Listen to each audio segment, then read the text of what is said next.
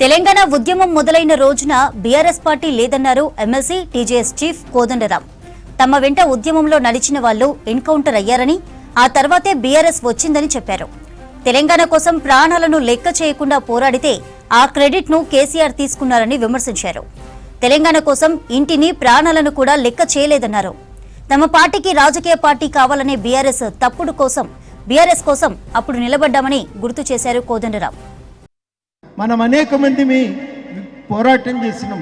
ఆ రోజు ఇంకో ఆలోచన లేదు, ఇల్లేమవుతుందనే ఆలోచన లేదు, ఇంట్లో ఎట్లా గడుస్తుందనే ఆలోచన లేదు.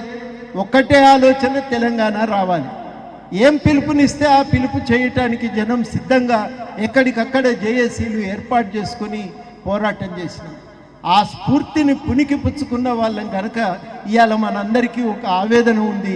మనం ఎటు పోవాలి, ఎటు పోతున్నామో లెక్కేసుకోవాలి ఓసారి అనే ఆలోచన అందుకనే ఇంత సీరియస్గా మనందరి మనసుల్లో మెదులుతూ ఉంది. ఆ రోజు టీఆర్ఎస్ పార్టీ లేదు, తర్వాత వాళ్ళు పార్టీ ఏర్పడ్డది. పార్టీ ఏర్పడితే మనకు కూడా ఒక రాజకీయ ముఖం కావాలని వెంట నడిచినాం, కాపాడుకున్నాం, రక్షణ కవచంగా నిలిచినాం. అవునా కాదా?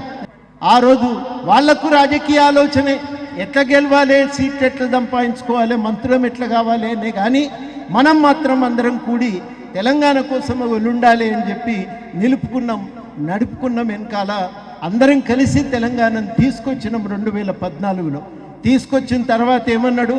మాది ఫక్తు రాజకీయ పార్టీ అన్నాడు. మాది ఫక్తు రాజకీయ పార్టీ అన్నాడు. ఆ ఫక్తు రాజకీయ పార్టీ అన్నటువంటి వాడు ఇవాళ తెలంగాణ గురించి ఆలోచించటం కంటే తన స్వార్థం గురించి, తన ఆస్తుల గురించే ఆలోచించుకున్నాడు. ఏ ప్రాజెక్టు కడితే ఏ కాంట్రాక్టర్కు మిగులుతాయి, మనకు దక్కుతాయన్న ఆలోచనే. నేనే తెలంగాణ తెచ్చిన అన్నాడు. తెలంగాణ ఉద్యమకారులకు ఒక గుర్తింపు లేదు, తెలంగాణ ఉద్యమకారులకు ఎక్కడా కూడా ఒక గౌరవం లేదు. ఆ గౌరవం లేక, గుర్తింపు లేక తెలంగాణ ఉద్యమకారులు సంపూర్ణంగా అణిచివేతకు గురవుతున్న సందర్భం. ఆ సందర్భంలో మనందరం కలిసి కొట్లాడి, మనందరం కలిసి ఆ రోజు ఈ నిరంకుశ పాలన ఓడిపోవాలని కోరుకున్నాం.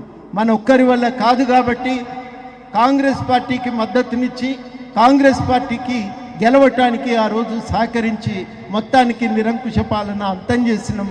ఇవాళ నిరంకుశ పాలన అంతం కావటంతో తెలంగాణలో కొంత స్వేచ్ఛాయుత వాతావరణం ఉంది, మనందరికీ తెలిసిన వాస్తవం.